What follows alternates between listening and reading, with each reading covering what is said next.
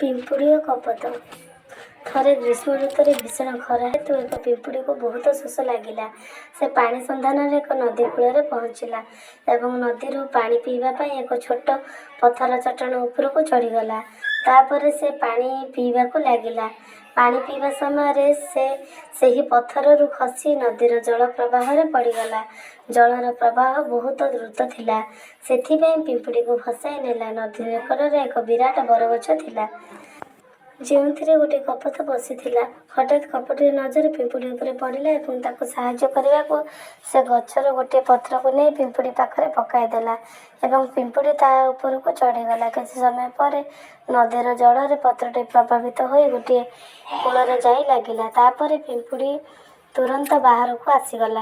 ଏହାପରେ ପିମ୍ପୁଡ଼ି କପୋତକୁ ଧନ୍ୟବାଦ ଜଣାଇଲା। ତାପରେ ସନ୍ଧ୍ୟାରେ ଜଣେ ଶିକାରୀ କପୋତକୁ ଶିକାର କରିବାକୁ ଆସିଲା। କପୋତ ଏହା ଜାଣିନଥିଲା ଏବଂ ସେ ଆରାମରେ ଶୋଇଥିଲା। ପିମ୍ପୁଡ଼ି ଯେତେବେଳେ ଏହା ଦେଖିଲା, ସେ କପୋତକୁ ବଞ୍ଚାଇବା ପାଇଁ ଶିକାରୀ ପାଖକୁ ଯାଇ ତା ଗୋଡ଼କୁ ଜୋରରେ କାମୁଡ଼ି ଦେଲା।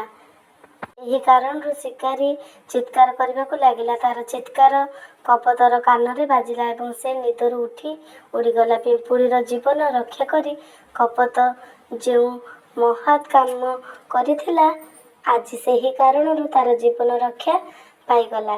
ଶିକ୍ଷା: ଏହି କାହାଣୀରୁ ଆମେ ଶିଖିବାକୁ ମିଳେ ଯେ ଆମକୁ ଆମ କର୍ମ ଅନୁଯାୟୀ ଫଳ ମିଳିଥାଏ।